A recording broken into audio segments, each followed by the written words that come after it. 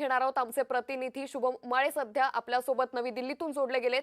शुभम, आपण पाहतोय कालपासून नवी दिल्लीतलं वातावरण तापलेलं आहे। सध्या जंतर मंतरवरची परिस्थिती कशी आहे?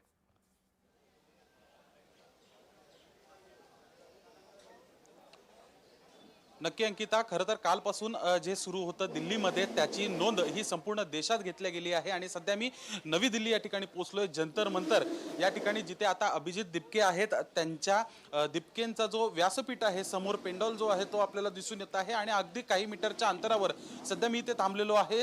बघू शकतो पोलिसांचा मोठा बंदोबस्त या ठिकाणी दिसून येतोय। दिल्ली पोलीस असतील किंवा विशेष जे पथक या ठिकाणी तैनात करण्यात आलेले आहेत ते संपूर्ण पथक जे आहेत त्या ठिकाणी दिसून येत आहेत। महिला देखील या ठिकाणी मोठ्या संख्येने हे या ठिकाणी उपस्थित असलेलं दिसून येत आहे। खरं तर सकाळपासूनच या ठिकाणी आढावा घेतला जातोय सर्व गोष्टींचा, सर्व तयारींचा। कशा पद्धतीने या ठिकाणी काल दृश्य असतील याचा एक अंदाज जो आहे तो लावण्यात येत आहे। इतकंच नाही तर रस्त्यांवर अजून देखील काही टी शर्ट्स पडलेले दिसत आहेत, चप्पल पडलेले दिसत आहेत, कचरा देखील मोठ्या प्रमाणात या ठिकाणी झालेला आहे। खरं तर संख्या कुठेतरी आज कमी झालेली आहे। या ठिकाणी काँग्रेस जनता पार्टीचे अभिजित दिपके हे तर या ठिकाणी आता आहेतच। अवघ्या काही वेळात ते पत्रकार परिषद देखील घेणार आहेत आणि पुढची भूमिका कशा पद्धतीने असणार आहे हे देखील सांगणार आहेत। अशामध्ये समजा पाहायला गेलं तर आज संख्या थोडी जी आहे ती कमी दिसत आहे आपल्याला, किंवा अन्यथा काही वेळामध्ये या ठिकाणी अजून आंदोलकांमध्ये वाढ होणार आहे। रस्ते वाहतूक समजा पाहायला गेली दिल्लीमधली तर ती देखील सध्या सुरळीत असल्याचं स्पष्ट चित्र दिसून येत आहे। अशामध्येच पाहायला गेलं तर पोलिसांचा बंदोबस्त जंतर मंतरच्या बाजूला जी एक मोकळा रस्ता होता त्या मोकळ्या रस्त्यावरच काल अभिजित दिपके यांनी आपलं आंदोलन वळवलेलं आहे।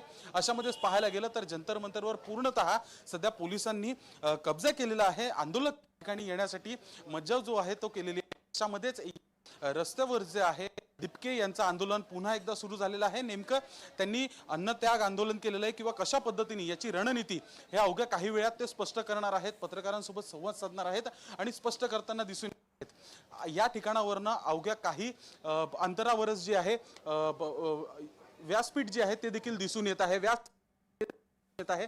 अजून देखील या ठिकाणी बघू शकतो मोबाईल मध्ये फोटो घेत असताना, रील करत असताना अनेक या ठिकाणी युवक जे आहे ते दिसून येत आहेत।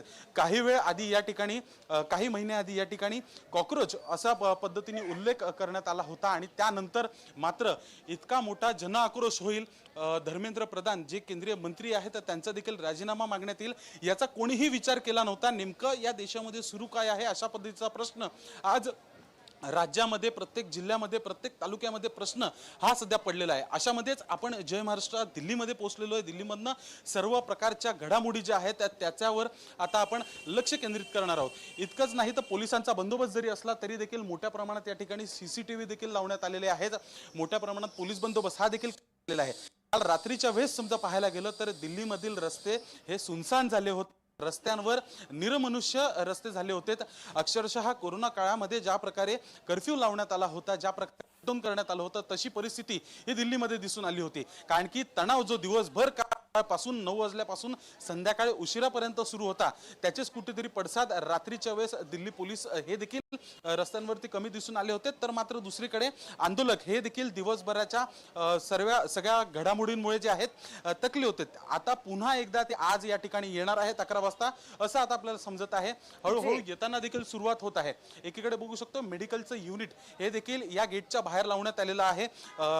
पाहायला गेलं तर 125 पेक्षा जास्त पोलीस हे देखील जखमी झालेले आहेत। तर 75 ते 76 आंदोलकांना पोलिसांनी जे आहे आता डिटेन केलेलं आहे काल या ठिकाणावरनं। आणि अशामध्येच आज नेमकी परिस्थिती काय जाते, दिपके यांची पुढची भूमिका काय असेल, सोनम यांनी देखील सांगितलेलं आहे की आंदोलन हे आता सुरूच राहणार आहेत। अशामध्येच काल अमित शहा यांच्यासोबत झालेल्या बैठकीमध्ये नेमकं 3 तास बैठक झाली होती धर्मेंद्र प्रधान आणि केंद्रीय गृहमंत्री अमित शहा यांच्यामध्ये।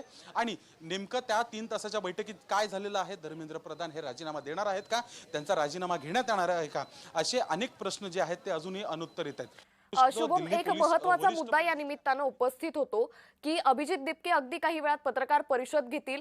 समजा अभिजित दिपके यांनी संसद मोर्चा कायम ठेवण्याची घोषणा जर केली तर मात्र पोलीस कशा पद्धतीने या आंदोलनकर्त्यांवरती आज कारवाई करण्याच्या तयारीत आहेत? अर्थातच प्रथम दृष्ट्या समजा पाहायला गेलं तर अभिजित दिपके यांनी अनेक दिवसांपासून घोषणा केली होती की अधिवेशनाच्या पहिल्या दिवशी आपण संसदेवर जाऊ. तरी देखील दिल्ली पोलिसांनी किंवा सरकारने याच्यावर कोणतेही हालचाली केलेल्या नाहीत. ते अपयशी झालेले आहे याचा थेट पुरावा काल दिवसभर संपूर्ण देशाला आणि जगाला मिळालेला आहे. अशामध्येच आज पुन्हा ते तशाच पद्धतीची हाक देतात.